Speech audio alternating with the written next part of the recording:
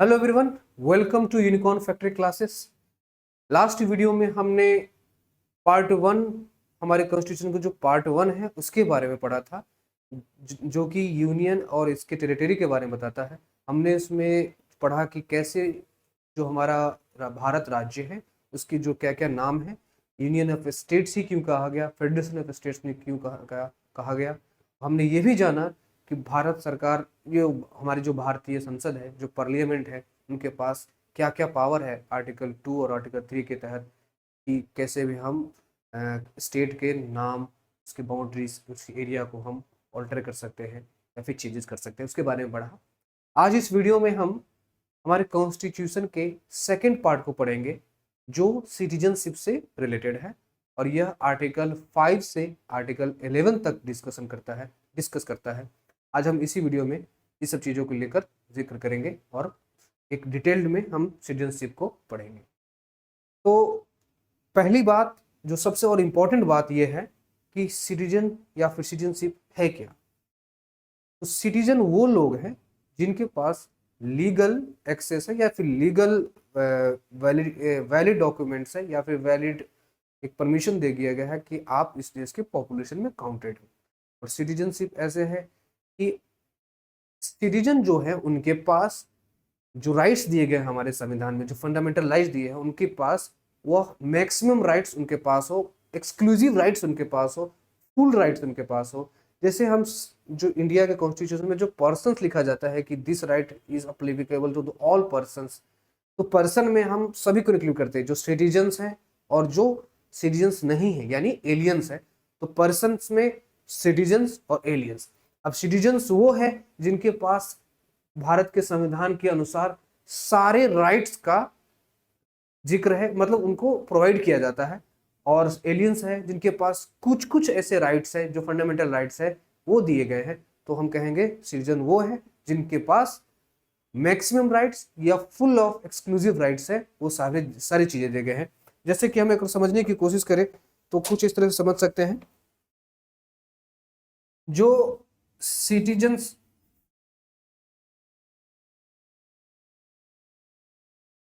जो पर्सन्स है वो सिटीजन्स और एलियंस हो सकते हैं। तो सिटीजन वो है जिनके पास मैक्स राइट या मैक्सिमम या फिर फुल राइट्स हो या फिर एक्सक्लूसिव राइट्स हो, जो राइट्स सिर्फ इन्हीं के पास है और किसी के पास नहीं है। किसके पास नहीं है? एलियंस के पास नहीं है। इनके पास मिनिमल राइट्स है, इनके पास कुछ कुछ राइट्स दिए गए हैं। जैसे कि आर्टिकल 14 यानी कानून की नजरों में सभी का बराबर होना, यह अधिकार एक एलियंस को भी है और एक सिटीजन्स को भी है। जैसे आर्टिकल 21 जीवन का अधिकार यानी कि right to life with dignity, यह अधिकार सारे लोगों को है, ऑल पर्सन्स को है, यानी सिटीजन्स के पास भी और एलियंस के पास भी। तो और कुछ ऐसे राइट जो एक्सक्लूसिव से हमारे सिटीजन के पास, जैसे आर्टिकल 15, आर्टिकल 16, ये सारे जो बहुत सारे राइट्स हैं वह एक्सक्लूसिव है हमारे पास। बहुत सारे राइट्स जो एलियंस के पास भी है, बहुत सारे राइट्स जो एक्सक्लूसिव राइट्स है सिटीजन्स के पास भी है। तो हम कहेंगे सिटीजन्स वो हैं जिनके पास मैक्सिमम राइट्स है या फिर फुल राइट्स है। अब हम एक एक करके सारे आर्टिकल्स को देखेंगे। सबसे पहली बात, मैं एक ब्रीफ इंट्रोडक्शन दे दूं सिटीजनशिप के मामले में, जो हम आर्टिकल्स में पढ़ेंगे। तो एक इंपॉर्टेंट चीज आपको यह ध्यान रखना है, एक word, commencement of the constitution. इसका मतलब हुआ है 26 जनवरी 1950 के डेट के अकॉर्डिंग। तो याद रखिएगा, जब ये वर्ड आएगा तो समझ जाना कि 26 जनवरी 1950 के जो समय है उसके हिसाब से। तो आर्टिकल 5, 6, 7 और 8 और ये सब जो चीजें दिए गई हैं, जो सिटीजनशिप प्रोवाइड करते हैं लोगों को, वो सिर्फ और सिर्फ उन लोगों को दिया जा रहा है, उन टाइम पीरियड पे दिया जा रहा है जब हमारा कमेंसमेंट ऑफ द कॉन्स्टिट्यूशन हो रहा है। आज के जो सिटीजनशिप के जितने भी मैटर्स हैं वो सिटीजनशिप एक्ट 1955 और इसमें थ्रू डिफरेंट अमेंडमेंट्स के तहत है। और उसी आर्टिकल्स जो हम आगे पढ़ेंगे, आर्टिकल 5, 6, 7, 8, 9, उसके आर्टिकल 11 में यह बात लिख दी गई है कि सिटीजनशिप से रिलेटेड जो भी मैटर्स होंगे उस पर पार्लियामेंट ऑथराइज्ड है कि कोई भी कानून बना सकती है। उसी के बेसिस पे सिटीजनशिप एक्ट 1955 बनता है, फिर बाद में जाके अमेंडमेंट एक्ट 86, 92, 2004 या फिर 2019 में देखा जाता है। तो अब एक एक करके आर्टिकल 5, 6, 7, 8, 9, 11 को देखेंगे।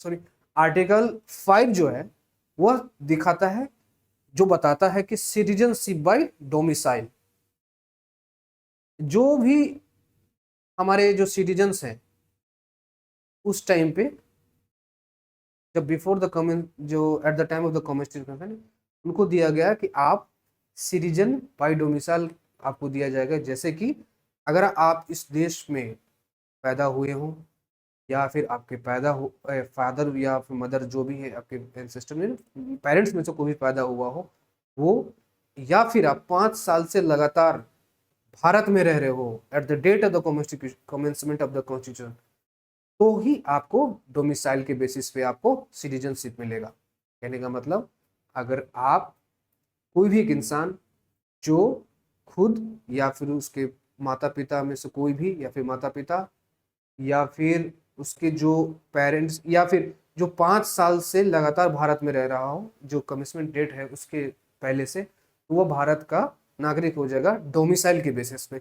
डोमिसाइल होता है आप किसी भी जगह के या देश के जो नागरिक हैं और ऐसा मान के चलते हैं कि हाँ हम आने वाले सालों में भी यहीं के रहेंगे, तो आप डोमिसाइल कहे जाते हैं। जैसे आप कहते हैं कि बिहार का डोमिसाइल है, आपके पास उस स्टेट का डोमिसाइल है, आवासीय जो आपके निवास प्रमाण पत्र होते हैं, तो ये दिखाता है कि आप वहाँ के स्टेट के डोमिसाइल है और इन फ्यूचर आप यहीं रहना चाहते हैं। मान लीजिए कि एक कोई इंसान है जो अमेरिका में जॉब कर रहा है, बहुत सालों से जॉब कर रहा है, और यह इंटेंशन रखा हुआ है कि नहीं इन फ्यूचर जाके मुझे इंडिया में ही रहना है, तो उनका उसका डोमिसाइल जो होगा इंडिया ही होगा। इन द सेम केस में, और कोई इंसान भारत से भारत में ही तमिलनाडु में रह के नौकरी कर रहा है और वो मान के चलता है कि मैं बिहार में ही रहूंगा, तो स्टेट ही डोमिसाइल वही हो जाएंगे। अलग अलग नहीं है ये डोमिसाइल, मतलब कहने का मतलब कि स्टेट में जो डोमिसाइल्स है वो स्टेट इशू कर देती है कि आप इस जगह के निवासी है, आप इस राज्य के, इस जिले के, इस गाँव के निवासी है, तो आप ऑटोमेटिकली इस इंडिया के ही डोमिसाइल में है। तो डोमिसाइल का मीनिंग ये है। आर्टिकल 6 में है right of migrants from Pakistan. देखिए 1947 में भारत आज़ाद हुआ और एक पार्टीशन के प्लान के तहत हुआ कि एक डोमिनियन ऑफ इंडिया होगा, एक डोमिनियन ऑफ पाकिस्तान होगा। 26 जनवरी 1950 को हमारा जो डोमिनियन ऑफ इंडिया का टैग हट गया, हम एक रिपब्लिक हेड हो गए। तो 1947 के बाद से जब आज़ादी हमें मिली तो पार्टीशन हुआ, तो हमें कुछ लोगों को, खासकर जैसे पाकिस्तान एक मुस्लिम स्टेट बनाया गया, इस्लामिक स्टेट बनाया गया, तो पार्टीशन के बेसिस पे कहा गया कि कुछ लोग, जो ज़्यादातर लोग जो मुस्लिम्स हैं, वो लोग पाकिस्तान चले जाएंगे, या पाकिस्तान से जो हिंदू या फिर सिख्स वगैरह हो यहाँ आ जाएंगे। एक माइग्रेंट्स चल रहा था कि आप कुछ लोग वहाँ जाएंगे, कुछ लोग यहाँ जाएंगे, तो उसके बेसिस पे सिटीजनशिप डिसाइड करना बड़ा मुश्किल काम था।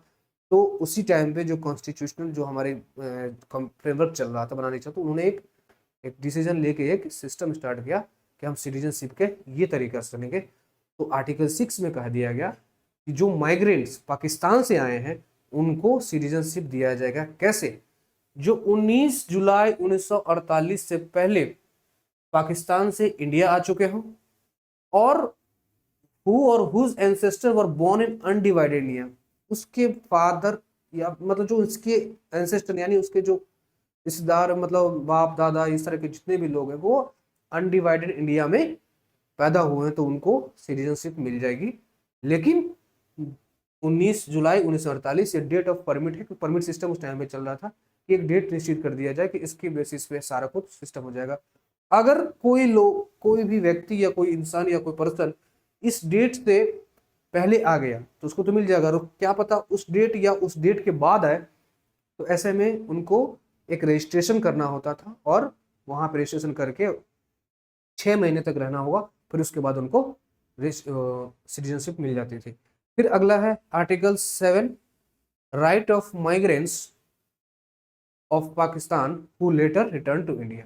देखिए हुआ क्या था, कुछ लोग पाकिस्तान से इंडिया गए थे, कुछ लोग इंडिया से पाकिस्तान आए थे। ज़्यादातर जो मुस्लिम्स लोग थे जो अनडिवाइडेड इंडिया में थे, क्योंकि पाकिस्तान टोटली इसी बेसिस बना था कि मुस्लिम मेजोरिटी होगी, मुस्लिम का हक और हुकूक के पॉलिटिकल राइट्स की बात करें तो वो मुस्लिम स्टेट की तरह से बन के तैयार हुआ था। तो ज़्यादातर जो मुस्लिम्स यहाँ के थे वो माइग्रेट होने पाकिस्तान की तरफ गए थे। मान लीजिए बहुत दिनों बाद जो कुछ ऐसी फैमिली जो गई थी इंडिया से पाकिस्तान, बाद में उनको लगा कि यार यहाँ पे वो बात है नहीं जो हमारे वतन में था, हमारी मिट्टी में था, हमारे सारे जमीन जायदाद सब कुछ हमारे इंडिया में है। तो उन्होंने कहा कि नहीं, यहाँ पे कुछ ऐसा बेनिफिट नहीं है।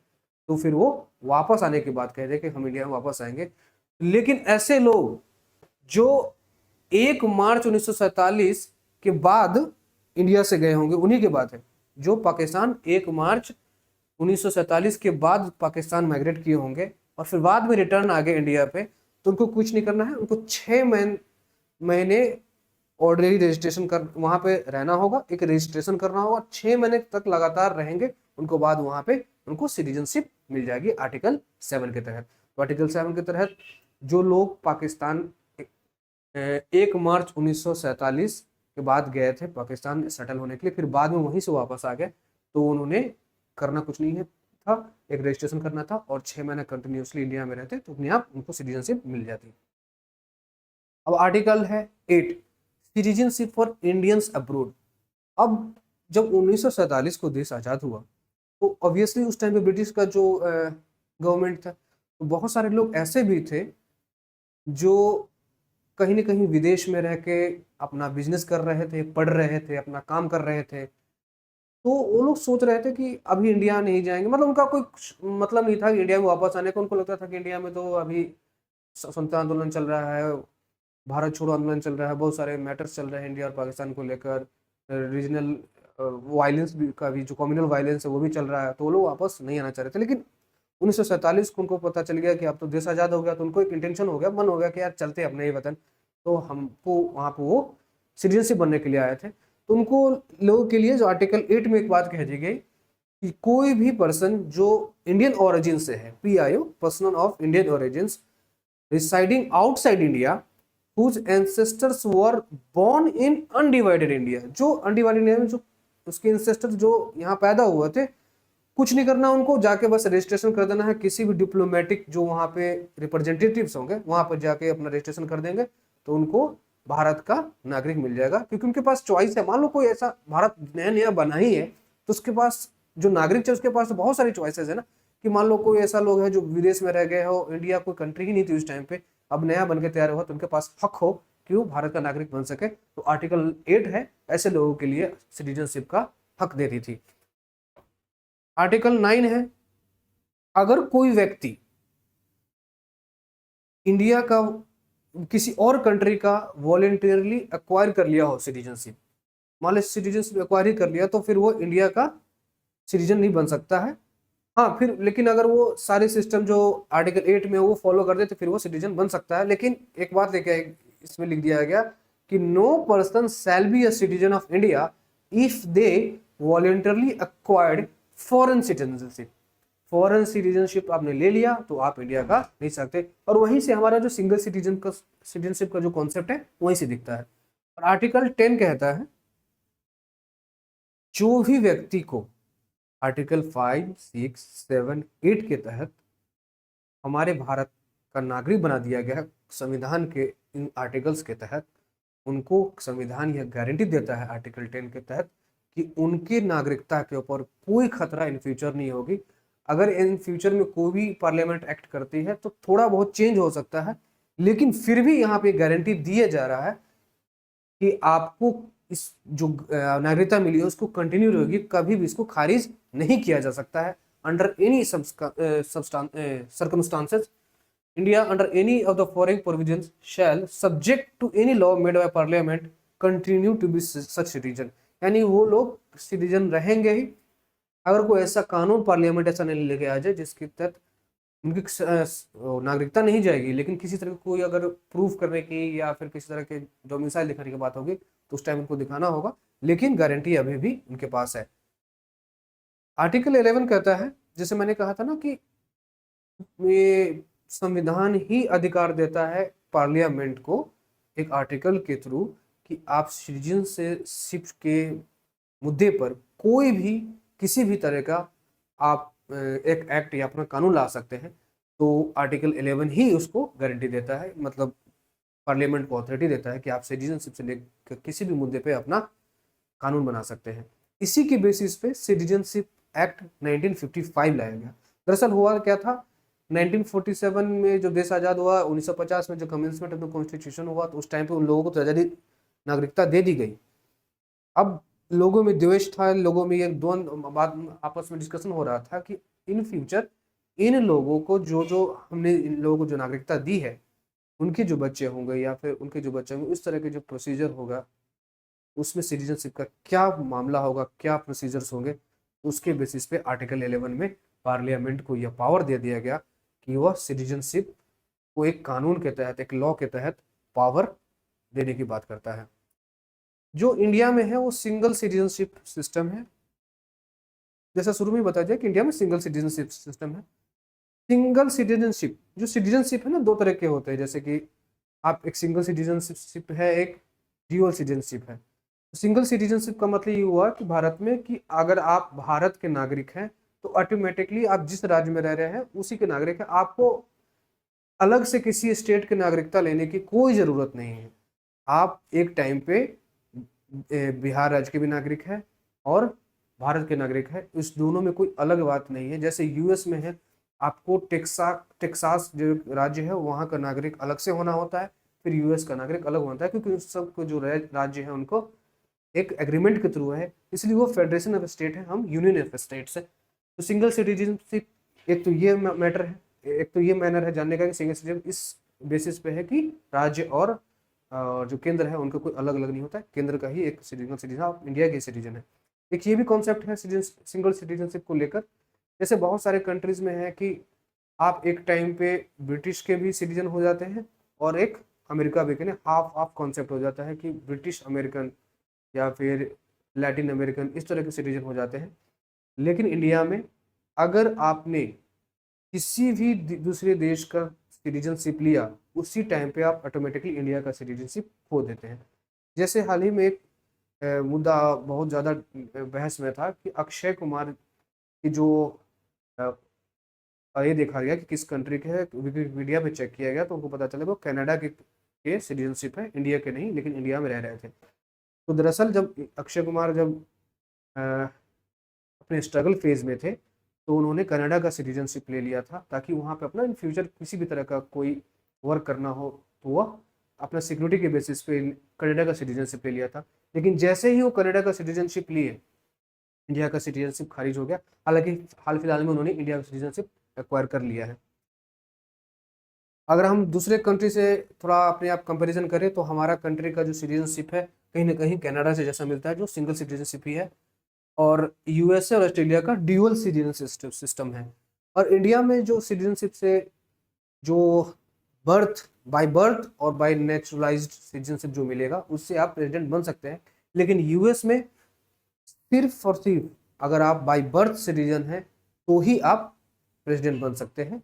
लेकिन इंडिया में अगर आप बाय बर्थ या बाय नेचुरलाइजेशन सिटीजन बन गए हैं तो बन सकते हैं। अब ये नेचुरलाइजेशन क्या है, ये सब चीज़ हम आगे पढ़ेंगे कि कैसे कोई बाय नेचुरलाइजेशन, बाय रजिस्ट्रेशन कोई भी सिटीजनशिप बन सकता है, वो हम आगे देखेंगे। वो सारे जिक्र सिटीजनशिप एक्ट 1955 में दिया हुआ है। अब हम जैसे कह रहे हैं कि हम किसी राज्य के सिटीजन नहीं हैं, हम पूरे भारत का ही सिटीजन है, लेकिन इसमें कुछ कुछ एक्सेप्शंस है। जैसे कि आप किसी राज्य में हो, कोई एक राज्य है, वहाँ पे उन राज्य के निवासियों के लिए कुछ स्पेशल प्रिविलेजेस दिए गए हैं एम्प्लॉयमेंट के बेसिस पे या फिर एजुकेशनल बेसिस पे, कि आपको एम्प्लॉयमेंट रिजर्वेशन सिर्फ इस बात पे दे दिया जाता है कि आप उस राज्य के निवासी है, डोमिसाइल है। जैसे हिमाचल प्रदेश, तेलंगाना, आंध्र प्रदेश में है ये सब सिस्टम की वहाँ के लोगों को एम्प्लॉयमेंट को लेकर कुछ कुछ रिजर्वेशन दिए गए हैं। और एजुकेशनल बेनिफिट्स में देखें तो कोई ऐसे राज्य है जिसमें मान लो एक कोई एग्ज़ाम कंडक्ट करना है तो उसमें एग्ज़ाम की जो फीस है, जो डोमिसाइल ऑफ किसी भी स्टेट का होगा तो उसकी फीस थोड़ी कम कर देते हैं। कि मान लो कोई बिहार राज्य का कोई निवासी है, बिहार राज्य के किसी भी एग्ज़ाम को देने जा रहा है, तो हो सकता है कि उसको सिर्फ इस बात से कि वो बिहार राज्य का है इसलिए उनको फीस कम देनी होगी, जो बाहर राज्य के होगी उसको थोड़ा ज़्यादा फीस देनी होगी। तो ये एक्सेप्शनल केसेस है सिंगल सिटीजनशिप को लेकर। और ट्राइबल प्रोटेक्शन जैसा कि आपको पता है कि ट्राइबल्स जो उनको प्रोटेक्ट करने के लिए इंडियन जो कॉन्स्टिट्यूशन में बहुत सारे ऐसे प्रोविजंस दिए गए ताकि ट्राइबल्स को ये लगे कि वो हमारे इंटीग्रल पार्ट है। तो ऐसे ऐसे जैसे आर्टिकल 19 है, उसमें राइट टू फ्रीडम है कि आप कहीं भी इंडिया में घूमने जा सकते हैं, लेकिन ट्राइबल एरिया को छोड़ के उसमें कुछ कुछ इनर लाइन परमिट एरिया लग जाता है, 6 शेड्यूल लग जाता है कि आप ऐसे एरिया में नहीं जा सकते। तो कहीं ना कहीं एक्सेप्शनल है कि आप उसी राज्य के होने चाहिए या फिर उसी डिस्ट्रिक्ट के होने चाहिए। तो ये सिंगल सिटीजनशिप में कुछ कुछ एक्सेप्शन है, बहुत ज़्यादा एक्सेप्शन नहीं है इंडिया में। इंडिया में पूर्ण रूप से सिंगल सिटीजनशिप को ही फॉलो किया जाता है। मैंने स्टार्टिंग में ही बताया था कि सिटीजन्स कौन है और एलियंस क्या कौन है। तो citizens full member of Indian state है, और एलियंस है वो जो सिटीजन ऑफ अदर कंट्रीज हैं। जो सिटीजन्स हैं उनके पास हर तरह के सिविल और पॉलिटिकल राइट्स प्रोवाइडेड है, और एलियंस में कुछ कुछ ऐसे राइट्स हैं जो उनको नहीं दिए गए हैं। कहने का मतलब है कि जो सिटीजन्स हैं उनके पास एक्सक्लूसिव राइट्स हैं और एलियंस के पास बहुत मिनिमल राइट्स दिए गए हैं। जैसे कि एक्सक्लूसिव राइट्स में आर्टिकल 15, आर्टिकल 16, 19, 29 एंड 30, यह एक्सक्लूसिव राइट्स सिर्फ और सिर्फ सिटीजन के पास है, एलियंस के पास नहीं है। और जो एनिमी एलियंस होते हैं उनके पास लेसर राइट्स होते हैं, और जो फ्रेंडली एलियंस होंगे उनके पास थोड़े ज्यादा राइट्स होंगे। जो हमारे सिटीजन्स हैं किसी भी तरह के पब्लिक ऑफिस में अपना योगदान दे सकते हैं, अपना मतलब वर्क कर सकते हैं, लेकिन जो एनिमी एलियंस या फिर एलियंस है उनको हर जगह पे ऐसा नहीं दिया जाएगा, उसके कुछ कुछ लिमिटेशंस हैं। ऑब्लिगेटेड टू पे taxes and defend the country, मतलब जो भारतीय नागरिक हैं उनको टैक्स देना होगा और अपने राज्य को, अपने देश की सुरक्षा के लिए हमेशा आगे रहना पड़ेगा। लेकिन जो सिटीजन्स है, जो एलियंस है, उनको ऐसे कुछ अधिकार नहीं है, कुछ ऐसे ऑब्लिगेशंस नहीं है।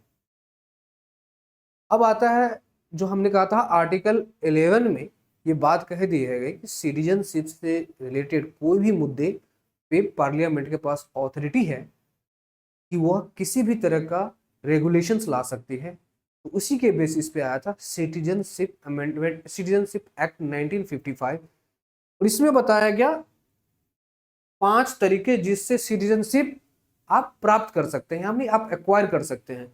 जैसे कि बाय बर्थ यानी जन्म से, बाय डिसेंट मतलब आप मान ली किसी के बाप दादा परदादा या फिर किसी तरीके से आप ब्लड रिलेटिव्स के बेसिस पे। तीसरा है रजिस्ट्रेशन से, चौथा नेचुरलाइजेशन से, और पांचवा है इनकॉर्पोरेशन ऑफ टेरिटरी। मान लो इंडिया ने जो इंडिया एज अ कंट्री है, मान लो किसी राज्य को आपने कंट्री के रीजन में शामिल कर लिया। जैसे सिक्किम एक राज्य था जो पहले भारत का हिस्सा नहीं था, तो बहुत सालों बाद एक एग्रीमेंट के तहत सिक्किम को अपने राज्य में मिला लिया गया, अपने टेरिटरी में मिला लिया। तो वहाँ के भी जो नागरिक हैं हमारे ही नागरिक हो जाएंगे। तो उसी के बेसिस पे इनकॉर्पोरेशन, जैसे गोवा को हमने पोर्टुगीज से लिया था, तो जैसे ही गोवा हमारा पार्ट हुआ तो उसके लोग भी संपूर्ण रूप से हमारे नागरिक हो गए। तो इनकॉर्पोरेशन टेरिटरी से भी सिटीजनशिप एक्वायर किया जा सकता है। और 3 तरीके दिए गए हैं कि जिससे आपकी नागरिकता रद्द की जा सकती है या फिर नागरिकता को लूज किया जा सकता है। जैसे रिनंशिएशन, रिनंशिएशन का मतलब है परित्याग, मतलब आप अपनी इच्छा अनुसार त्याग कर रहे हो। टर्मिनेशन मतलब आप कुछ ऐसा एक्ट है आपकी, उसके कुछ फ्लॉज है आपके इसमें जिसकी वजह से आपको टर्मिनेट कर दिया सिटीजनशिप को। और एक है डिप्राइवेशन, जिसमें भारत सरकार या भारत राज्य के पास ये अधिकार है कि आपको कुछ आपके ऐसे एक्ट या आप ऐसे जो कार्य किए गए उसकी वजह से आपके सिटीजनशिप को रद्द किया जा सकता है। हालांकि बहुत ही स्ट्रिक्ट लॉज है किसी का भी रद्द करने का, फिर भी अगर दिया हुआ है तो किया जा सकता है। इसमें बहुत सारे मेजर अमेंडमेंट्स हैं, हम उसको भी पढ़ेंगे। अब हम सबसे पहले पढ़ते हैं कि जो एक्विजिशन बाय बर्थ है, मान लो हमने पढ़ा ना कि 5 वेज टू एक्वायर, 5 तरीके जिससे भारत का नागरिक बना जा सकता है। तो पहला है कि बाय बर्थ, अगर किसी को जन्म से भारत का नागरिक बने हैं या फिर मिला है तो कैसे हुआ है इसे देखेंगे, यह कैसे कैसे इवॉल्व हुआ है। जैसे पहला है कि अगर कोई 26 जनवरी 1950 से जुलाई 1 1987 के बीच में जो पैदा हुए हैं, अगर सिर्फ वो पैदा हो गए हैं तो वो भारत के नागरिक हो जाएंगे। यानी भारत की जमीन पर जो पैदा हुए हैं इस डेट जो 26 जनवरी 1950 से 1 जुलाई 1987 के बीच में पैदा हुए हैं, इस जमीन पर पैदा हुए हैं, ये नहीं देखना है कि उसके माँ या बाप इस देश के नागरिक है या नहीं, जो भी पैदा हुआ है वह इस देश का नागरिक हो जाएगा। दरअसल एक दो कॉन्सेप्ट चलता है किसी भी कंट्री में सिटीजनशिप को लेकर। एक है स्पेलिंग JUS है, तो इसको लेंगे प्रोनाउंसिएशन यूस है, यूस सोलाई और यूस सैंगुइन। यूस सोलाई का मतलब यह हुआ कि जो भी इस किसी भी कंट्री के मिट्टी में, मतलब इन द सेंस मतलब लैंड पे पैदा हुआ है, तो उसको बाय बर्थ ही, सिर्फ पैदा होने से ही उसकी नागरिकता प्राप्त हो जाती है। और जिस सैंगुइन का मतलब है कि जो प्रोसेस दिया गया संविधान को जिस कंट्री में, उसके बेसिस पे उसको नागरिकता मिलेगी। तो हमारा जो कंट्री है यूस सोलाई को फॉलो कर रहा था 26 जनवरी 1950, जुलाई 1 1987। याद रखने वाली बात है। सिटीजनशिप एक्ट 1955 के जब 1955 में हुआ था, हालांकि 1954 में हो गया था, तो 1955 से स्टार्ट होता है सारा कुछ सिस्टम। तो वो कह दिया गया था कि सिर्फ उसी टाइम 1955 के टाइम पे कि जो भी पैदा होगा बच्चा वह भारत का नागरिक होगा। 1955 के टाइम का ये बात है। फिर यह एक्ट 1986 में जब आता है तो इस बात को ऐड कर दिया जाता है कि जुलाई 1 1987 और 26 जनवरी 1950 में के बीच में जो भी बच्चा पैदा होगा वह भारत का नागरिक होगा। तो 1955 के जो ओरिजिनल टेक्स्ट में है सिर्फ ये लिखा है कि जो भी बच्चा पैदा होगा, और यह जब ये डेट लाइन दिया गया तो इसका मतलब 1986 का जो अमेंडमेंट था उसके थ्रू।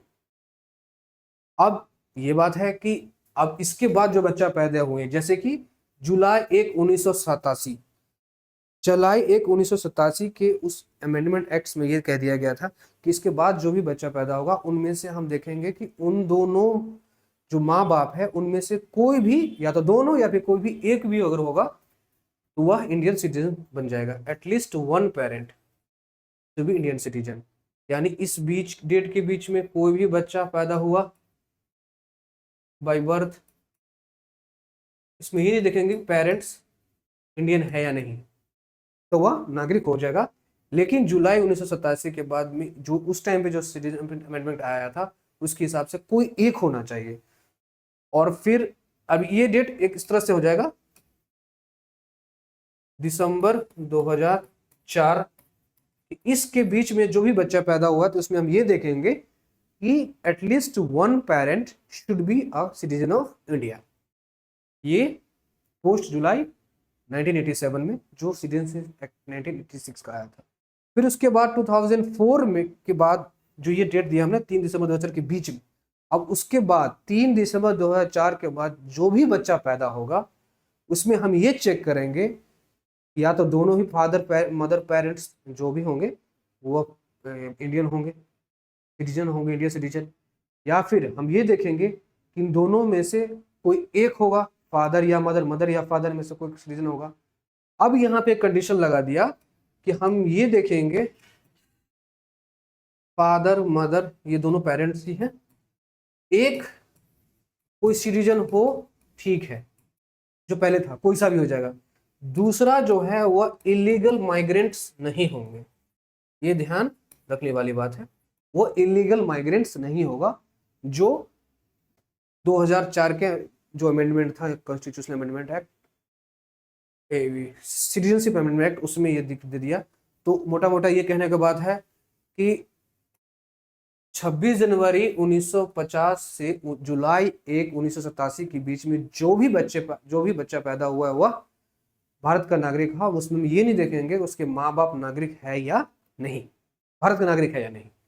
उसके बाद है जुलाई 1 1987 से दिसंबर 3 2004 के बीच में जो भी बच्चा पैदा हुआ है वो हम इसमें देखेंगे या तो दोनों ही माँ बाप भारत के सिटीजन हो, या फिर दोनों में से कोई एक भी, या तो माँ या बाप कोई सा भी हो, उसको हम बाय बर्थ उसको सिटीजनशिप दे दिया जाएगा इंडिया का।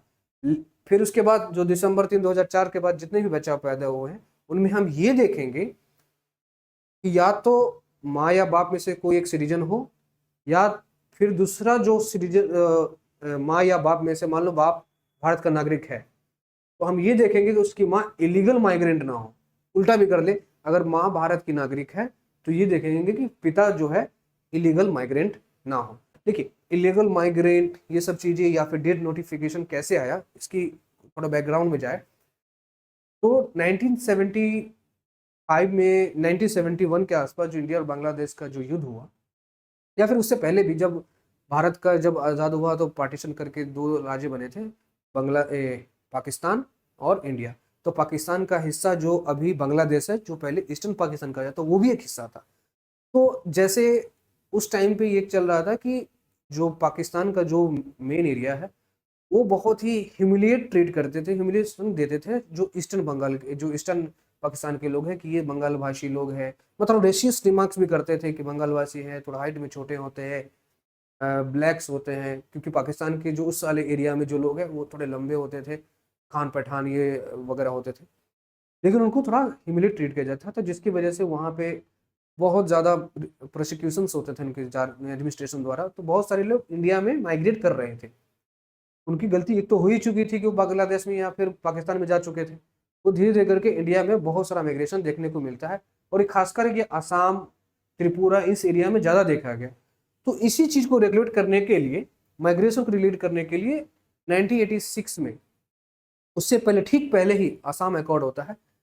हाँ, दरअसल उसी कहानी में थोड़ा और आगे चलेंगे तो ये भी देखा जाता है कि 1970 के आसपास जब ये इंडिया और पाकिस्तान के युद्ध हुआ और नया बांग्लादेश जो पैदा हुआ 1971 में, तो बांग्लादेश एज अ कंट्री जब हुआ और उस टाइम पे जो युद्ध चल रहे थे, जो पाकिस्तान प्रोसिक्यूट कर रहा था जो उस टाइम के ईस्टर्न पाकिस्तान को, उस टाइम पे बहुत सारे लोग इंडिया में माइग्रेट करके चले आए थे सिर्फ उनसे बचने के लिए। कहते हैं 1 से 2 करोड़ के लोग के आसपास लोग इंडिया माइग्रेट हो गए। तो और ज़्यादातर लोग आप बांग्लादेश के जो सटे हुए इलाका है, जैसे असम हो गया, त्रिपुरा हो गया, या फिर थोड़ा सा वेस्ट बंगाल में भी लोग आए, यहाँ तक कि बिहार तक लोग आगे माइग्रेट होकर भाग के आ गए थे क्योंकि उनको प्रोसिक्यूट किया जा रहा था।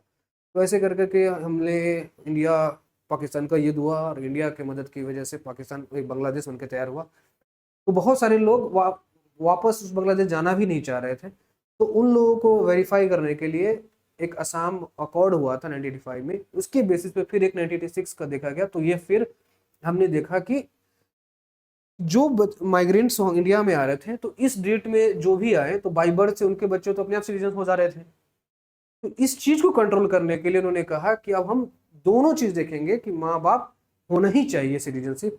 फिर ये भी देखा कि अब मान लो माँ या बाप में से कोई एक भी चल सकता है। तो मान लो कोई बांग्लादेश के माइग्रेंट, जो उस टाइम की जो बांग्लादेश के माइग्रेंट्स वगैरह हो रहे थे, मान लो कोई लड़की आई इंडिया में और किसी आदमी से, मर्द से शादी कर लिया, तो उसका बच्चा हो गया, तो उसके बच्चा को तो उसकी इसके अकॉर्डिंग भी फिर मिल गया क्योंकि इधर ऑफ द पेरेंट्स है, तो उसका जो बच्चा वो उस देश का नागरिक हो गया। तो ऐसे करके माइग्रेंट्स बहुत ज़्यादा इंडिया में आने लग गए थे। फिर उसके बाद इसको रोकने के लिए इलीगल माइग्रेंट्स की डेफिनेशन दी गई और बताया गया कि इलीगल माइग्रेंट्स नहीं होने चाहिए, और एक तरह का पॉपुलेशन कंट्रोल करने के लिए किया गया, ताकि हर कोई चाहता था, खासकर जो बांग्लादेश का एरिया या पाकिस्तान का एरिया है, इसमें जो प्रोसिक्यूटेड जो लोग होंगे, खासकर जो माइनॉरिटीज के लोग हैं, वो चाहेंगे ही कि हम इंडिया में आए, क्योंकि ये इंडिया एक बहुत अच्छा कंट्री है, वेलफेयर कंट्री है, मतलब यहाँ पे सभी लोगों के वेलफेयर को देखा जाता है। जैसे अमेरिका में और मेक्सिको में देखा जाता है, मेक्सिको के लोग कैसे भी करके चाहते हैं कि हम यूएस में चले जाए या यूएस के में आके हमारा बच्चा पैदा हो जाए, क्योंकि वहाँ पे जीवस सॉलाई है, और वहाँ पे जो भी बच्चा उस लैंड पे पैदा हो जाता है वो उसका बच्चा नागरिक हो जाता है। तो इसी से बचने के लिए इन सब चीज़ों को लागू किया गया कि कैसे सिटीजनशिप जो मिलेगा उससे इधर ऑफ द पेरेंट्स या फिर अगर कोई इलीगल माइग्रेट हुई है। और एक एक्सेप्शन है कि children of foreign diplomats and enemy aliens can not acquire citizenship. जो फॉरेन डिप्लोमेट्स जो इंडिया में काम करने आए हैं, जो किसी तरह के डिप्लोमेट्स है, जब लोग आए हैं किसी चीज़ को लेकर, बिजनेस को लेकर या डिप्लोमेसी को लेकर आए हैं, और उनके जो बच्चा पैदा होगा, ये नहीं कि जीव सोलाई की बेसिस पे या फिर इस कैटेगरी में फॉल करके उनका बच्चा इंडिया का नागरिक होगा, ऐसा नहीं हो सकता। या फिर एनिमी एलियंस, जो ऐसा एलियंस जिसका हमारे साथ दुश्मनी चल रही हो, उसको हम नहीं कर सकते हैं। ये बातें हमारे कॉन्स्टिट्यूशन में या फिर सिटीजन अमेंडमेंट में लिखा गया कि ऐसा नहीं होगा। अब अगला है acquisition bye decent. Bye decent in the sense कि मतलब उनके पास जो ब्लड है, मतलब जो उनका जो मान लो कोई बाप दादा या इस तरह के जो खानदानी जो ये चीज़ें होती हैं, उनके बेसिस पे उनको नागरिकता मिलेगी कि नहीं, वो सब डिसाइड करने की बात थी। तो सबसे पहले जो एक्विजिशन ऑफ बाय बर्थ था वो हमने देख लिया। अब एक्विजिशन बाय डिसेंट देखेंगे। इसमें देखिए, for children born outside India citizenship by descent has a specific requirement. जो भी बच्चा भारत से पैदा हुआ है, अगर वो से सिटीजनशिप लेना है इंडिया में, तो थ्रू डिसेंट लेगा। जो रिलेटिव्स हैं या फिर जो उनके फादर मदर बाप दादा जो उनकी बेसिस पे उसके में मिलेगा।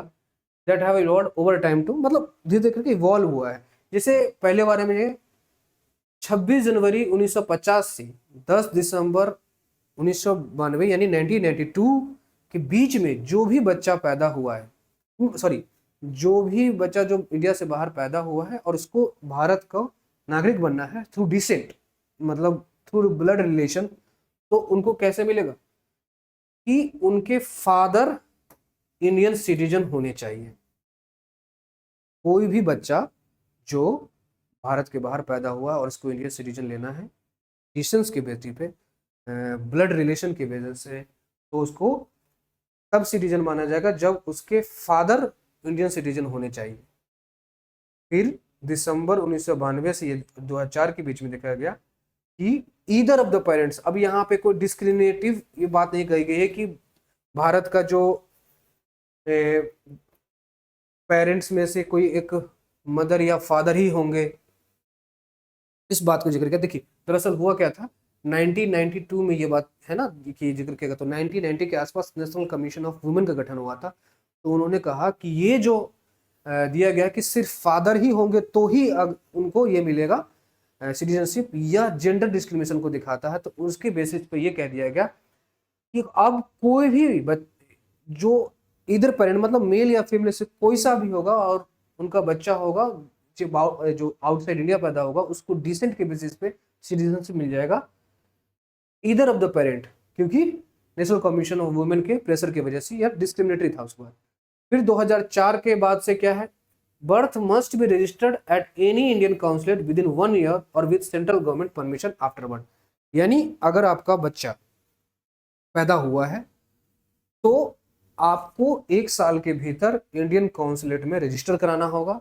अगर रजिस्टर नहीं कर पाए आप अपने बच्चे को, तो आपको सेंट्रल गवर्नमेंट से स्पेशल परमिशन मिलेगी, तब जाके उसको डिसेंट के बेसिस पे उसको भारत की नागरिकता मिलेगी। एक क्रक्स कर लिया, समरी कर लिया जाए तो 26 जनवरी 1950 से दिसंबर 10 1992 के बीच में जो भी बच्चा भारत के बाहर पैदा हुआ है, पर्सन ऑफ इंडियन ओरिजिन है उसके फादर, तो ही जाके, यानी सिटीजनशिप है उसके फादर, तो ही जाके उस बच्चे को डिसेंट के बेसिस पे भारत का नागरिकता मिलेगी। लेकिन यह थोड़ा जेंडर डिस्क्रिमिनेटिव था। तो 1992 से 1950 के जो ये दिया गया उसमें ये कह दिया गया कि अब कोई भी पेरेंट्स में से मेल या फीमेल होगा, उसको उसके बच्चे को डिसेंट के बेसिस पे एक्विजिशन मिल सकता है, सिटीजनशिप मिल सकता है। फिर 2004 के बच्चे जो भी पैदा हुए हैं उनको कह दिया गया कि अगर आपके बच्चे को, अगर आप सिटीजन बनना है, ये तो कंडीशन हो गया कि इधर ऑफ द पेरेंट होना चाहिए, ये तो कंडीशन लगेगा है कि वो बच्चा जो पैदा हुआ उसको फादर या मदर में से कोई एक होगा ही। लेकिन प्लस अब 2004 के बाद जो बच्चा पैदा हुआ है उसको पहले आपको रजिस्टर कराना होगा इंडियन काउंसिल में, जो वहाँ पे जो मान लो हाई कमीशन है या फिर कुछ भी हो, काउंसिलेट वगैरह हो, तो वहाँ पे जाके आपको रजिस्टर कराना होगा। अगर रजिस्टर नहीं कराया हो तो फिर आपको सेंट्रल गवर्नमेंट से परमिशन लेनी पड़ेगी। अब है अदर मेथड्स ऑफ एक्विजिशंस, मतलब हमने क्या क्या देखा, बाय बर्थ मिल सकता है, बाय डिसेंट मिल सकता है, अब मिल सकता है रजिस्ट्रेशन के थ्रू। जो हमने कहा था कि रजिस्ट्रेशन के थ्रू मिलेगा, उसमें यह कह दिया गया कि जो भी पर्सन ऑफ इंडियन ओरिजिन है, जो भी पर्सन ऑफ इंडियन ओरिजिन है और नॉन इलीगल माइग्रेंट्स हैं, जो इलीगल माइग्रेंट्स नहीं है, can apply after taking an oath of allegiance residing in India for 7 years prior to application. यानी कोई भी ऐसा व्यक्ति जो, देखिए इसमें कुछ कुछ ऐसे कंडीशन कुछ इस तरीके से हैं, कोई भी ऐसा इंसान जो इंडियन ओरिजिन से है और वो चाहता है कि उसके बच्चे को या फिर उसके जो रिलेटिव्स है, इसमें जैसे कंडीशन है कि उसके स्पाउस को भी मिल सकता है, तो वो सेक्शन 5 ऑफ जो रजिस्ट्रेशन की बात करते हैं उसके तहत उसको बाय रजिस्ट्रेशन के बेसिस पे सिटीजनशिप मिल जाएगा। इसमें है कि कोई भी इंडियन ओरिजिन का इंसान सेक्शन 5 में जो 7 ईयर से, यहाँ पे लिखा 7 ईयर से रह रहा हो और लास्ट का जो 7 ईयर में से 1 साल वो इंडिया में रह रहा हो, उसके बेसिस पर रजिस्ट्रेशन करके उसको भारत की नागरिकता मिल सकती है। और जो भी पर्सन ऑफ इंडियन ओरिजिन्स है, जो भी व्यक्ति है, उसकी जो इंडिया का सिटीजन है, उसके स्पाउस को जब भारत का नागरिक बनाना होगा, यानी उसकी, मान लीजिए कोई एक लड़का है, वो विदेश में गया, स्कॉटलैंड में गया, उसने वहाँ शादी कर ली उस वहाँ के लड़की से, तो अब उस लड़की को अगर भारत की नागरिकता लेनी होगी तो रजिस्ट्रेशन के बेसिस पे लेनी होगी। अब शादी होते ही उनके पास एक लॉन्ग टर्म वीज़ा मिल जाता है, तो ऑब्वियसली एक सवाल है कि कैसे 7 साल रह पाएंगे। तो शादी होने के बाद स्पाउस की कंडीशन के बेसिस पे 7 साल के उसको वीज़ा जो मिलता है, लॉन्ग टर्म वीज़ा मिलता है। तो 7 साल आप देश में रहे हो, जिसमें से 1 साल आप कॉन्टिन्यूसली रहे हो, तो ही जाके आप रजिस्ट्रेशन करके आप भारत का नागरिक बन सकते हैं स्पाउस के। जैसे हमारे जो इंडियन नेशनल कांग्रेस के जो लीडर हैं मिस सोनिया गांधी, राजीव गांधी से शादी करने के बाद भारत के नागरिक बाई रजिस्ट्रेशन बनी है। तो अगर सोनिया गांधी या फिर किसी भी इंडियन स्पाउस जो विदेश के हो और वो चाहते हैं कि इंडिया में आपको रजिस्ट्रेशन सिटीजन मिलेगा, तो वो रजिस्ट्रेशन के बेसिस में मिलेगा। अब अगला है बाई नेचुरलाइजेशन। जो सेंट्रल गवर्नमेंट है एक एप्लीकेशन इशू करती है कि आपको नेचुरलाइजेशन के बेसिस पे ये मिल सकता है। पहली बात तो अगर आप नेचुरलाइजेशन के बेसिस पे, नेचुरलाइजेशन के बेसिस पे कहने का मतलब है कि आप इंडिया के नागरिक नहीं हैं, चाहते हैं कि हम इंडिया के नागरिक बने। एक तो तरीका था कि आप रजिस्ट्रेशन के बेसिस पे बन सकते थे, जो स्पाउस है या फिर कोई भी पर्सन जो बाहर रह रहा हो उसको दोबारा रहना हो। जैसे हमने बताया था कि अक्षय कुमार ने अपना दोबारा से ये लिया था, कोई सिटीजनशिप लिया था, वो तो कहीं रजिस्ट्रेशन से लिया होगा, डिसीजन से भी ले सकते हैं क्योंकि उनके पास वो भी ऑप्शन है। तो नेचुरलाइजेशन में क्या होता है, अगर मान लीजिए कोई भी ऐसे कंट्री है जो मान लो इंडिया में सिटीजन को देना होगा, कि कोई भी आदमी अगर नेचुरलाइजेशन के पर्पस बेसिस पे इंडियन सिटीजनशिप लेना होगा, तो सबसे पहले कंडीशन देने की सिटीजन कंडीशन ये होगी कि हमारे देश के नागरिक को उस कंट्री में इसके बेसिस पे, नेचुरलाइजेशन के बेसिस पे मिल सकता है या नहीं। अगर हमारे नागरिक को, अगर कोई नागरिक उस कंट्री में नेचुरलाइजेशन के बेसिस पे वहां का सिटीजन बन सकता है, तो ही हम, भारत सरकार उस आदमी को नेचुरलाइजेशन के बेसिस पे नागरिकता देगी। यानी कहने का मतलब है, अगर मुझे मान लो नीदरलैंड का बनना हो सिटीजन, तो और नीदरलैंड के मान लो किसी नीदरलैंड के इंसान को यहाँ का नागरिक बनना हो, तो पहले भारत सरकार ये चेक करेगी कि नीदरलैंड में ये कानून है कि नहीं कि हमारे नागरिक को वहाँ पे रजिस्ट्रेशन के थ्रू, नेचुरलाइजेशन के थ्रू सिटीजन माना जा रहा है कि नहीं। तो यह एक क्राइटेरिया है चेक करने का। और कैसे होगा, वह 12 साल इंडिया में कंटिन्यूएशन कर रहा हो और 11 साल जो लास्ट के 14 सालों में से वह रह रहा हो, और 1 साल तो कंटिन्यूसली रहना ही रहना है। और सबसे पहली बात, उस इंसान को जिसको नेचुरलाइजेशन के बेसिस पे सिटीजन लेना हो, तो वहां के नागरिकता को रद्द करना होगा, अपना वॉलंटरी रिनंशिएट करना होगा, मतलब उसको त्याग करना होगा कि हम इस देश का नागरिक नहीं है। जैसे मैंने कहा कि कोई नीदरलैंड का आदमी यहाँ पर आकर उसको नेचुरलाइजेशन के बेसिस पे सिटीजन चाहिए, तो सबसे पहले उसे नीदरलैंड का सिटीजनशिप को खत्म करना होगा, रद्द करना होगा, वॉलंटरली त्याग देना होगा, तो वह यहाँ का नेचुरलाइजेशन बनने के बेसिस पे बनेगा। फिर उसके बाद हम ये भी चेक करेंगे कि यह गुड कैरेक्टर का है कि नहीं। ऐसा ना हो कि कोई भी इंसान किसी अलग मंशा से आ रहा हो भारत में नागरिक और सारे कैटेगरी को फॉल करता हो कि उस कंट्री को भी हमारे नेशनल जो सिटीजन है वहाँ पे भी देने को नेचुरलाइजेशन पर्पस बेसिस पे दिया जा सकता है सिटीजन, और वो वहाँ के नागरिकता को त्याग भी कर चुका है, नेचुरलाइजेशन के लिए रजिस्टर भी कर चुका है, लेकिन वो गुड करेक्टर का नहीं है। मान लो किसी की तरह से किसी भी बात पे 2 साल से ज्यादा की सजा काट चुका होगा, तो उसी टाइम पे हम उसको नहीं देंगे। और 8 शेड्यूल के लैंग्वेज की नॉलेज उसकी प्रॉपर होनी चाहिए, ये हम नेचुरलाइजेशन के बेसिस पे देखेंगे। और एक ये भी है कि इन द फील्ड ऑफ, जैसे कि मान लो साइंस, आर्ट, पीस, ऐसे बहुत सारे सब्जेक्ट्स हैं, उनके बेसिस पे भी कोई अच्छा इंसान जो गुड कैरेक्टर का हो, अगर वो नेचुरलाइजेशन के बेसिस पे आएगा तो वह भारत का नागरिक बन सकता है। जैसे मान लीजिए, अगर मान लीजिए कभी भी ऐसा हो कि कोई एक ऐसा जो बहुत बड़ा साइंटिस्ट हो, बहुत बड़ा फील्ड में काम किया हो, तो अगर वो आना चाहे तो इंडिया का सिटीजन बन सकता है। और हालांकि इंडियन सिटीजन को भी ध्यान रख, इंडियन कंट्री जो है, हमारा जो देश है, उसको भी ध्यान रखना चाहिए कि ऐसे लोग अगर हो तो नेचुरलाइजेशन के बेसिस पे दिया जा सकता है। तो क्या क्या कंडीशंस है? He should be a great good character, उसने रिनंशिएट कर दिया हो अपने उस कंट्री की सिटीजनशिप को, 8 शेड्यूल की उसकी प्रॉपर नॉलेज होना चाहिए। और एक है बाय इनकॉर्पोरेशन ऑफ टेरिटरी, यानी कि अभी अभी हम यही पढ़ रहे हैं कि सिटीजनशिप मिलेगी कैसे। तो सिटीजनशिप जो मिलने का एक नेक्स्ट तरीका है बाय इनकॉर्पोरेशन ऑफ टेरिटरी। मैंने कहा था कि 1961 में गोवा को हमने पोर्टुगीज से एक्वायर किया था, तो ऑटोमेटिकली जो गोवा के जितने भी सारे लोग हैं वो भारत के सिटीजन हो जाएंगे। तो उसी के बेसिस पे हम जब भी किसी टेरिटरी को एक्वायर करते हैं, इनकॉर्पोरेट करते हैं, तो हमारे पास वो आ जाता है। When foreign territory becomes part of India, government specified citizenship eligibility. Example Pondicherry residency 1962, Pondicherry हमारे में आ गया था फ्रेंच से, तो हमने उसको वहाँ के जितने भी नागरिक थे सभी को भारत का सिटीजन मान लिया था।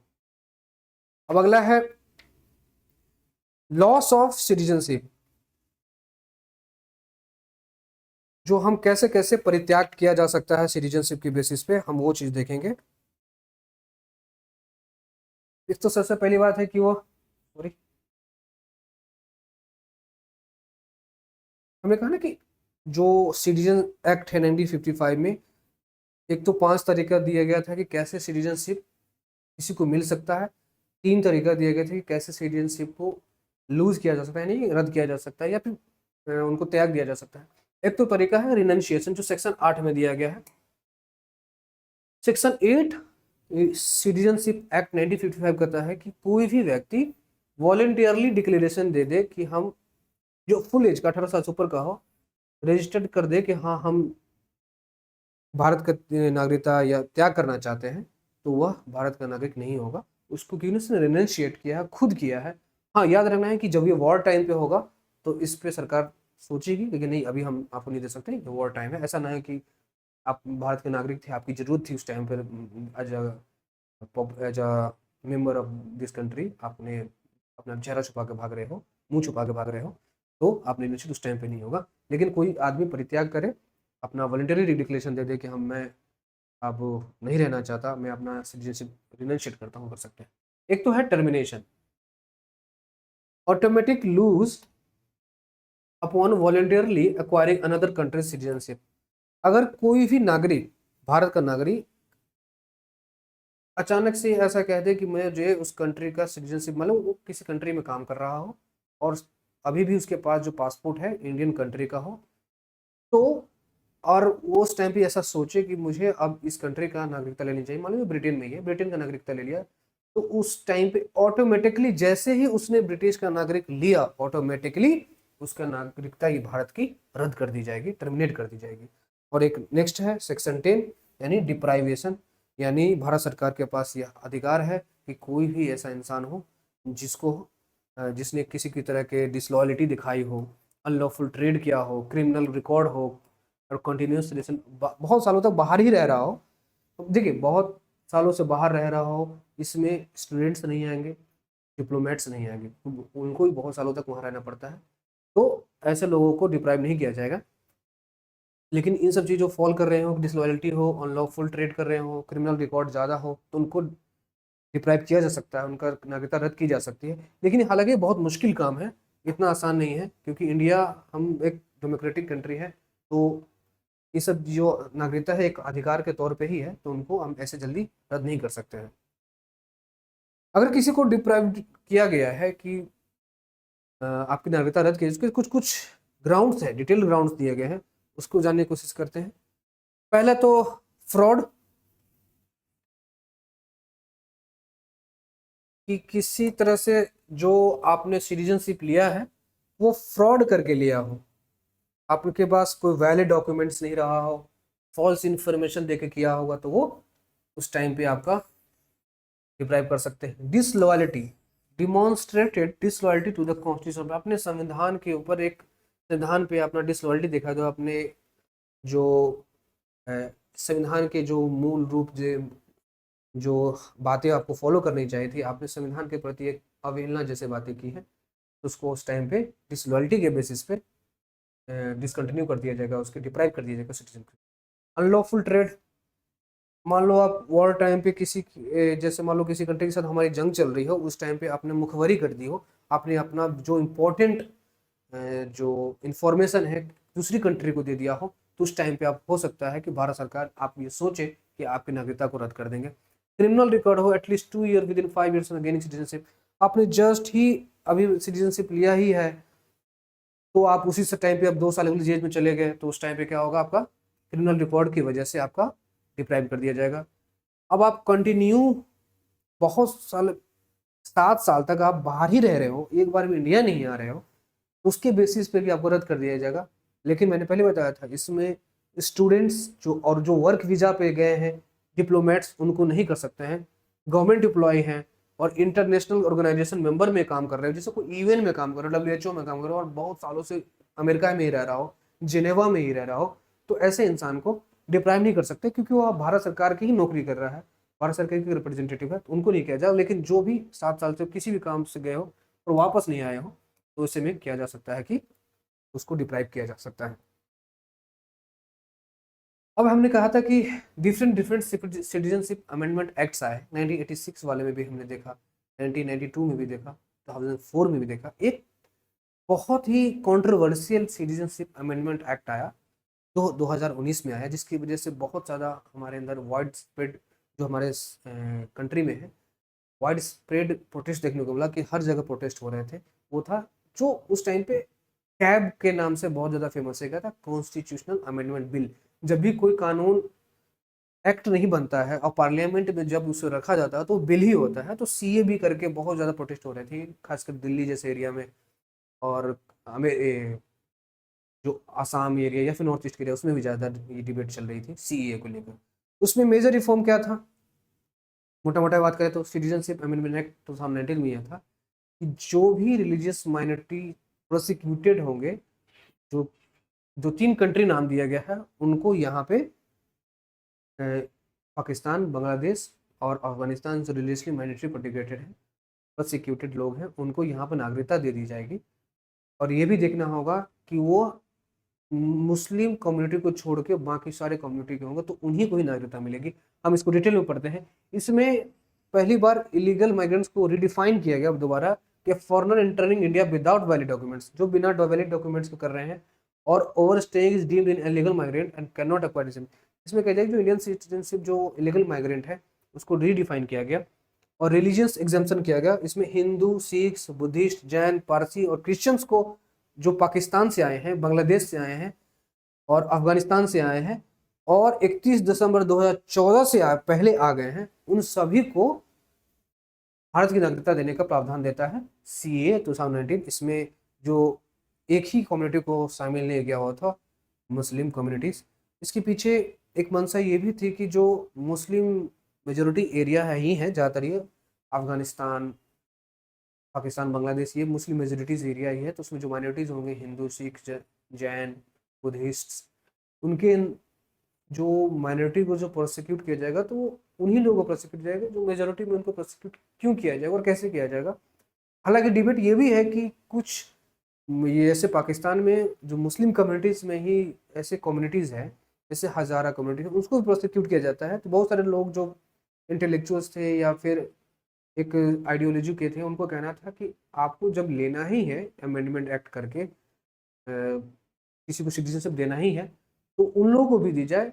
इसमें रिलीजियस को लेकर, मैटर को लेकर इतना डिबेट क्यों करना है, सिर्फ मुस्लिम को ही क्यों एग्जेम्प्ट किया, आपने उसे भी इंक्लूड कर देते, क्योंकि वहाँ भी जो हज़ारा कम्युनिटीज़ है उनको भी प्रोसिक्यूट किया जाए, तो उनको भी ले देते। लेकिन भारत सरकार का कहना था जिस तरह के जो प्रोसिक्यूशंस है हिंदूज, जो जैन, सिख्स, इन लोगों के साथ किया जाएगा, वो मुस्लिम मेजोरिटी एरिया में मुस्लिम को बहुत कम किया जाएगा, इसलिए हम ले रहे हैं। हालांकि ये स्टेटमेंट भारत सरकार का है, बहुत सारे जो विपक्ष के दल के होंगे वो अलग स्टेटमेंट देंगे, हम उसमें नहीं पढ़ेंगे। अब हम इसके जो प्रोविजन है वो देखेंगे कि 6 स्पेसिफिक रिलीजियस कम्युनिटीज जो अफगानिस्तान, बांग्लादेश और पाकिस्तान से आए हैं, वह कह दी उनको नागरिकता मिलेगी। और ये भी कह दिया कि जो पहले 11 साल से कंटिन्यूसली रहना पड़ता था वो घटा के 5 साल कर दिया गया। और उनको कैसे मिलेगी? नेचुरलाइजेशन से मिलेगी, क्योंकि डिसेंट से मिल नहीं सकता, बाय बर्थ मिल नहीं सकता, रजिस्ट्रेशन नहीं मिल सकता, क्योंकि उसमें भी वो पर्सन ऑफ इंडियन ओरिजिन से या फिर जो उनकी शादी करने उनकी वजह से है। तो नेचुरलाइजेशन ही एक ऐसी वजह है जहाँ पे उनको नहीं मिल सकता है, मिलने के चांसेस हैं, तो नेचुरलाइजेशन की वजह से मिलेगा। और डू नॉट अप्लाई टू, देखिए जब ये सीएबी आया, मतलब अमेंडमेंट एक्ट 2019 में आया, जो सीएबी के नाम से था, तो नॉर्थ ईस्ट एरिया में बहुत ज़्यादा डिबेट स्टार्ट हो गया, बहुत ज़्यादा प्रोटेस्ट स्टार्ट हुआ कि हमारी लड़ाई जो असम अकॉर्ड के तहत थोड़ी कम हो गई थी कि हम इलीगल माइग्रेंट्स को रोकेंगे, हमारे राज्य में हमारे हक पर, अधिकार पर कोई और बाहरी आकर कब्जा कर ले रहा है।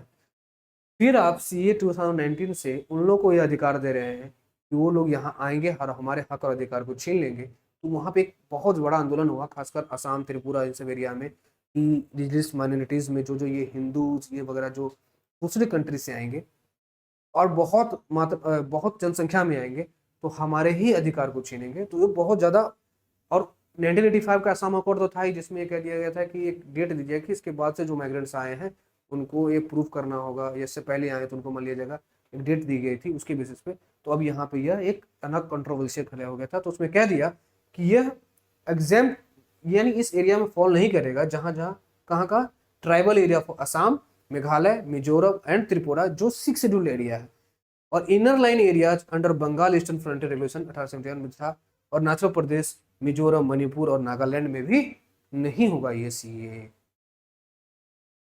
तो सीए ट्राइबल एरियाज जो 6 शेड्यूल में है वहाँ पे, इनर लाइन एरियाज जहाँ परमिट चाहिए होता है वहाँ नहीं लेगा, और अरुणाचल प्रदेश, मिजोरम, मणिपुर और नागालैंड यानी टोटल गए तो नॉर्थ ईस्ट के प्रॉपर इलाके में यह कानून लागू नहीं होगा। शुरुआत में तो था ही इंक्लूडेड, लेकिन बाद में एक जो प्रोटेस्ट देखा गया और असम अकॉर्ड जो था उसके बेसिस पे कह जाएगा सीए यहाँ पे लागू नहीं होगा। हमने एक बार वो देखा था कि पर्सन ऑफ इंडियन ओरिजिन, तो 2005 के पास पर्सन ऑफ इंडियन ओरिजिन को लेकर बहुत सारे डेफिनेशंस दिए गए, और ओसीआई के साथ मर्ज हो गया 2015 में, 2015 के आसपास ही इसको मर्ज किया गया।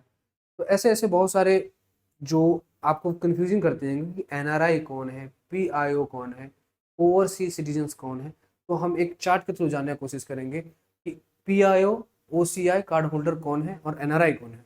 पहली बात, एनआरआई वो है जो भारत के नागरिक है, किसी भी तरीके से वहाँ काम करने गए, किसी भी पर्पस को लेकर काम करने गए, पढ़ने गए हैं, और उसके पास इंडियन पासपोर्ट है, तो वो क्या होंगे?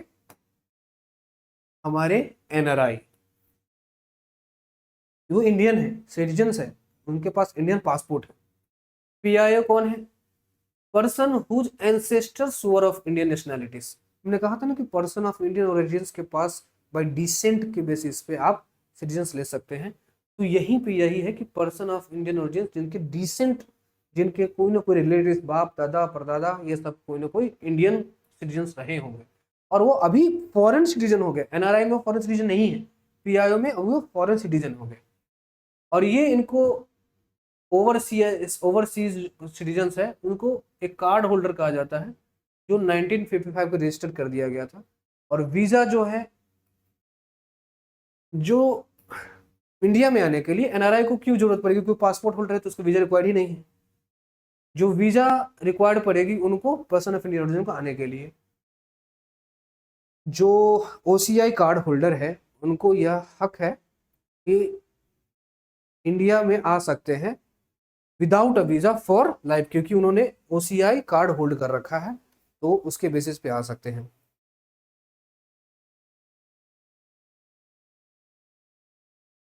अब रजिस्ट्रेशन विद पुलिस का अगर इसकी कैटेगरी में हम फॉल करें, देखें इनको, तो एनआरआई को कोई जरूरत नहीं करना है। अगर वो 180 दिन से ज़्यादा रहेंगे तो उनको जाके रजिस्ट्रेशन करना होगा पुलिस से। रिक्वायर्ड स्टे से एक्सीड 180 दिन से ज़्यादा दिन रहेंगे तो हो जाएगा।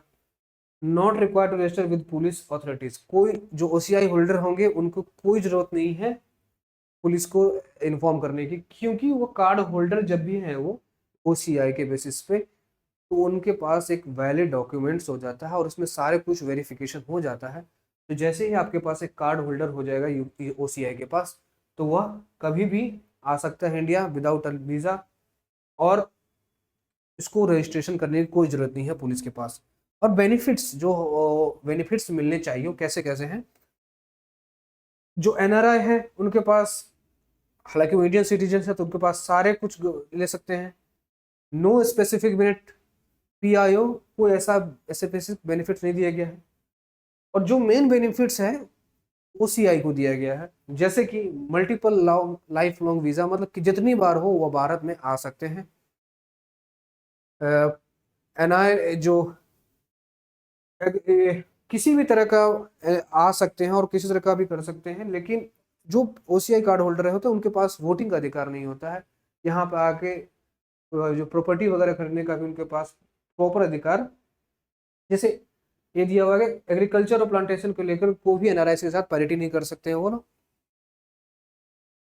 और जो एक्टिविटीज इन इंडिया की बात करें तो NRI है तो इंडियन ही, तो उनके पास सारे एक्टिविटीज करने का अधिकार है।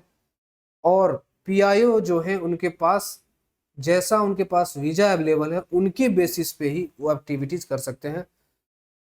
और जो OCI कार्ड होल्डर है उनके पास ये राइट्स है कि किसी भी तरह के रिसर्च में वो इन्वॉल्व हो सकते हैं, except research, all activities except research requires special permission. यानी किसी तरह का एक्सपर्ट रिसर्च करना होगा तो उनको परमिशन लेना पड़ेगा। सिटीजनशिप एलिजिबिलिटी की बात करें तो नागरिकता की बात करें तो ये तो NRI नागरिक ही है। और PIO must be ordinary resident of India for 7 years to apply registration. हमने देखा था कि PIO के पास ये कंडीशन है कि 7 साल में से लास्ट के 1 साल पूरे रहने पड़े हो, 7 साल रहे हो, तो यह अगर इनको रजिस्ट्रेशन सिटीजनशिप लेना होगा तो इसके बेसिस पे ले लेंगे रजिस्ट्रेशन करके। OCI के पास क्या है कि 5 साल जैसे ही OCI हो गए, 12 मंथ रेजिडेंस क्या होगा, और 12 मंथ लगातार वो इंडिया में रह रहे हैं, तो उनके पास ये ऑप्शन हो जाता है कि वो रजिस्ट्रेशन करके इंडिया में नागरिक बनने का अधिकार मिल जाएगा। हमने ये देख ही लिया कंपेरेटिव राइट्स और बेनिफिट्स। वीज़ा, उनको वीज़ा रिक्वायर्ड नहीं है। PIO को वीज़ा चाहिए, उसको कोई वीज़ा नहीं चाहिए। रजिस्ट्रेशन उसको कोई नहीं करना है। सिर्फ ये सब चीज़ें हमने देख ली।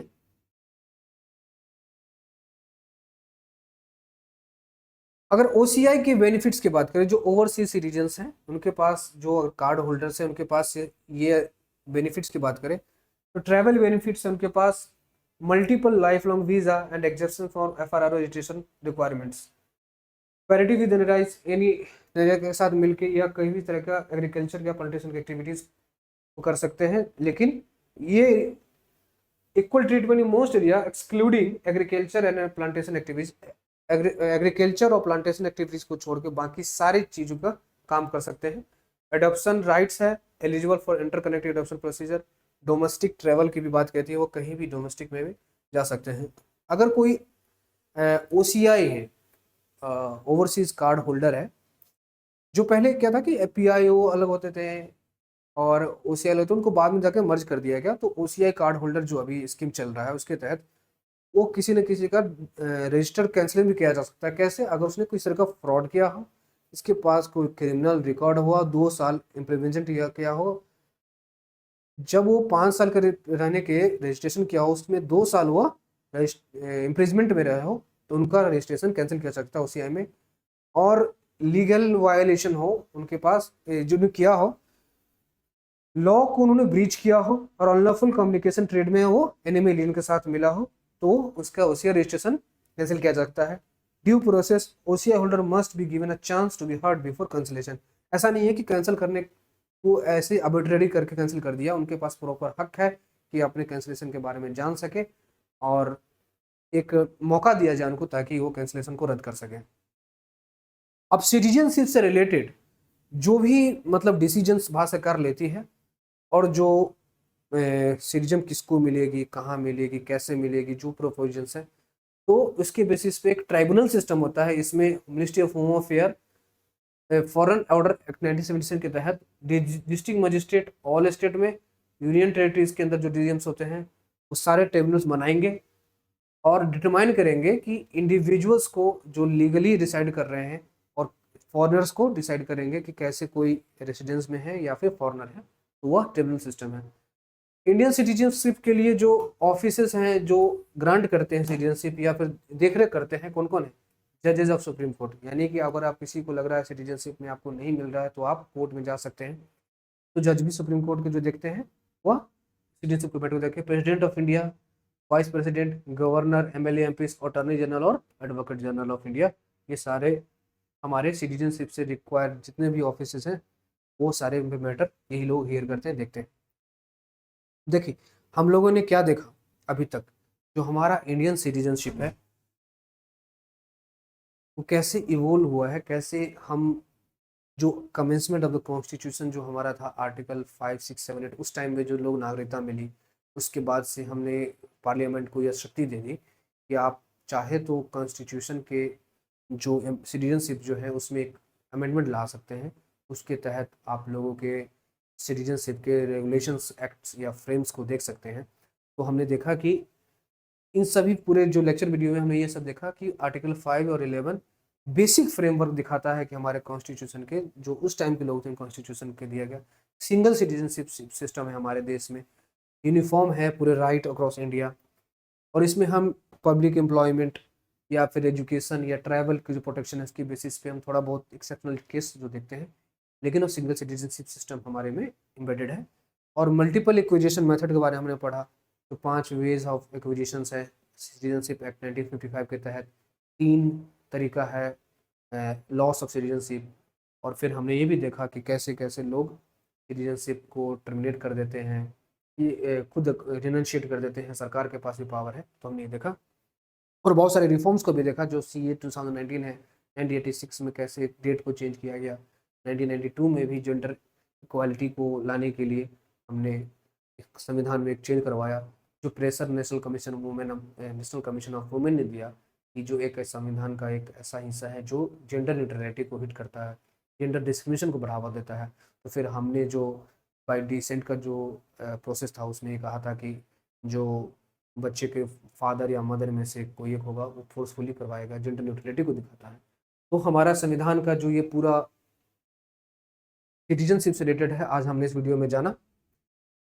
आई होप ये वीडियो आपको बहुत ही अच्छा लगा होगा, बहुत ही मैंने सिंपल वे में या डिटेल में समझाने की कोशिश की है।